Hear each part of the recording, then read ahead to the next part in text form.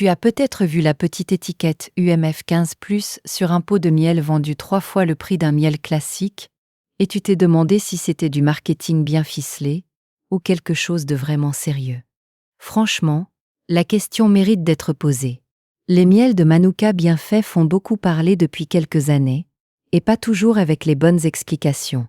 C'est vrai que ce miel néo-zélandais a quelque chose d'assez unique.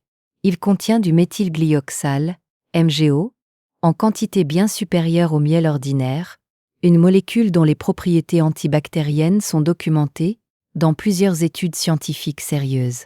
Mais entre antibactériens en laboratoire et guéris tout chez toi, il y a un monde. Et là tu te demandes peut-être, à quoi sert-il vraiment et comment le choisir sans te faire avoir. Dans cet article, on va décrypter ensemble les indices UMF et MgO pour que tu puisses acheter en connaissance de cause, explorer les utilisations réellement validées, gorge, plaie, peau, digestion, et distinguer ce qui relève de la science de ce qui relève du mythe. Allez, on plonge dans le vif du sujet. Le miel de Manuka, origine et particularité. Ce miel est produit par les abeilles qui butinent le Leptospermum scoparium, un arbre à thé sauvage poussant principalement en Nouvelle-Zélande et dans certaines régions d'Australie.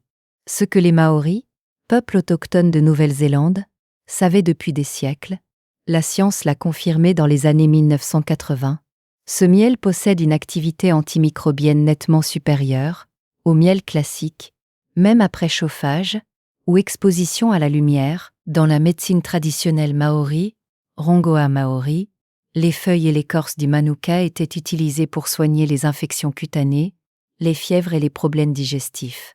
Le miel faisait partie d'une pharmacopée végétale complexe, où chaque plante avait une fonction précise et une signification spirituelle.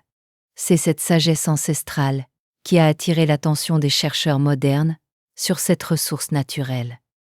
La clé réside dans sa teneur en méthylglyoxal, MgO, une molécule formée par la conversion de la dihydroxyacétone présente dans le nectar de la fleur. Contrairement au miel ordinaire dont l'action antibactérienne repose essentiellement sur le peroxyde d'hydrogène, instable à la chaleur, le MgO confère une activité antibactérienne stable, appelée activité non peroxyde.